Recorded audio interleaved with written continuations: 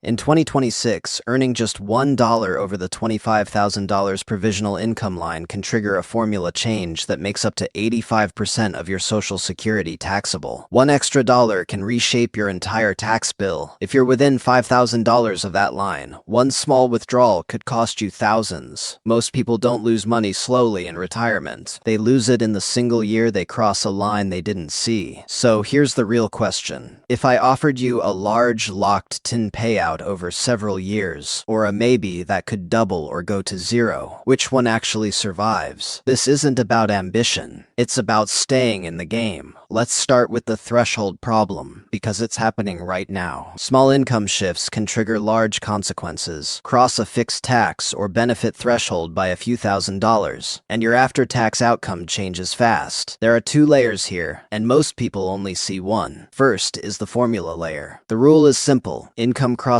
a fixed line you don't control. You're at $24,900. You take one small distribution. Now you're at $25,100. Nothing feels different until the tax formula flips and a larger share of your Social Security becomes taxable. That $200 move can quietly cost you thousands over time. Keep this in mind in retirement. Most damage isn't market crashes. It's invisible lines you didn't know you crossed. Second is the penalty stacking layer. Cross the line and, first, a larger portion of Social Security becomes taxable. Cross higher lines, and, second, Medicare premiums rise under IRMAMA. One income move, two separate cost increases, same income stream. Different structure, very different outcome. So far, one rule matters. The threshold stays fixed. Your distance from it changes. Volatility isn't just uncomfortable, it's math. Lose 50% once, and you need 100% to break even. The problem isn't maximizing upside, it's surviving uncertainty. To see what thresholds look like in real life, picture a mountain property. The obvious move is cattle farming. Tangible, traditional, familiar. In a normal year, the numbers work. Then volatility arrives. A drought wipes out feed. Disease hits the herd. Market prices fall the same year. Costs spike. Revenue drops 40%. Costs rise 30%. One bad year wipes out millions. 2 bad years, and you're negotiating with the bank. If every year carries a real chance of wipeout, time stops helping you. Eventually, the bad year comes. Think of it like a castle. The throne is optional. The drawbridge is mandatory. When storms hit, the drawbridge, not the throne, determines survival. If a ranch can fail from one drought, your retirement can fail from one tax trigger. Here's how. Now compare that ranch to a retreat built on layered monetization. Not one income stream. Several gates that visitors pay to pass. This is risk engineering. Projections are opinions. Contracts are obligations. One is hope, the other is enforceable. Make it concrete. Instead of layer 1, layer 2,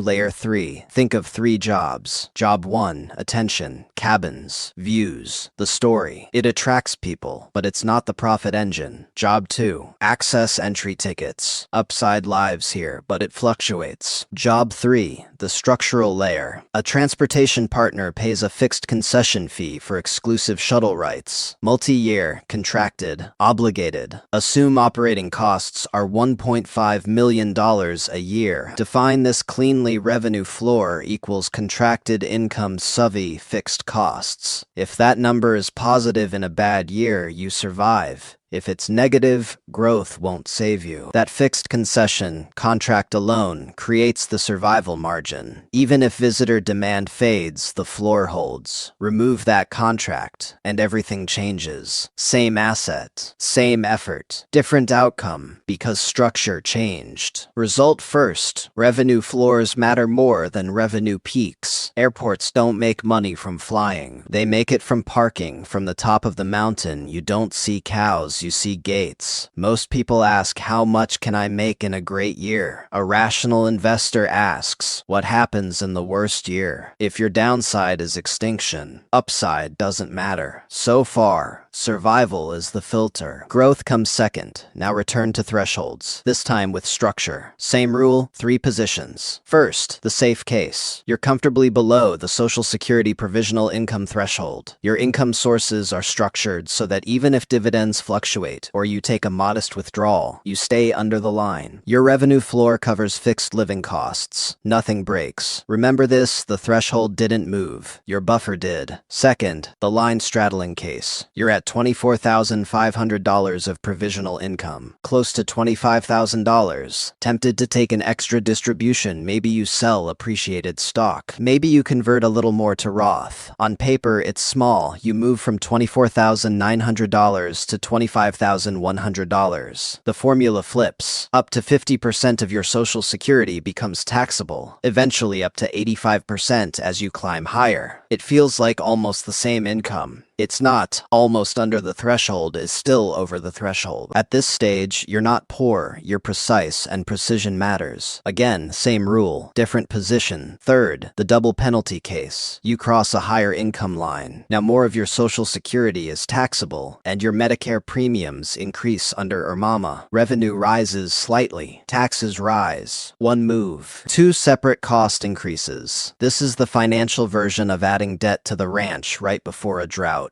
You don't just lose revenue, you lock in higher fixed costs. You lose flexibility. 2 bad seasons erase decades of good ones. Not because of luck, but because of structure. Pause and remember this. The rule didn't change. Your distance from it did. Now consider time and risk size. Imagine spending 18 months building cabins, hiring staff, marketing a launch, and opening week coincides with a recession. 18 months erased by one headline. That's a single oversized bet. Now imagine running 660-day cycles instead. Test a small cabin cluster. Test pricing. Test audience channels. Some fail. Some break even. Some win. Variance narrows. You didn't bet everything on one coin flip. You ran controlled experiments. Short cycles reduce risk because they limit the size of any single mistake. Speed of learning is risk control. Think like an engineer. A single steel bar snaps at its weakest point. A rope made of 1,000 fibers survives because failure is spread out. Markets monetize emotion. Contracts monetize certainty. You want your income to be a rope. Multiple smaller gates, short cycles, contract layers. Compounding only works for what survives. Now, bring this back home. You're not just earning income in retirement. You're deciding which parts are volatile and which parts are contractual. Thresholds don't care about effort. They only care about position. Option A, 25% when the sun shines, minus 50% when it storms. Option B, 12% with a contractual floor that keeps paying in the storm. Over 10 years, 12% roughly triples capital. 3 great years followed by 150% loss leaves you behind. Most failures don't come from mediocre years. They come from the single year you didn't survive, so anchor it back to Social Security. The government's rule is fixed. Your provisional income floats. Build a buffer below the threshold, and you control taxation. Hover at the line, and small decisions trigger large effects, cross multiple lines, and penalties stack. Same rule, different position, different outcome. Revenue minus fixed costs equals survival margin. Contracts create the floor. Thresholds control expansion. Confuse those layers, and you chase growth without survival. Separate them, and you build something that can handle storms. When someone says, but markets could double, the answer is simple, and they could have. Hope is not a hedge. Structure is. If your income stopped for 6 months, which model survives? The one with gates, or the one waiting for better weather? The throne is optional. The drawbridge is mandatory. Cross $25,000 carelessly, and you lose control of your taxes. Stay below it with structure, and you control the system. That's the takeaway worth sharing. Crossing a line doesn't change the rule. It changes your outcome. Comment A or B, then type one number, $50 K, $100 K, or $200 K. What's your personal survival floor?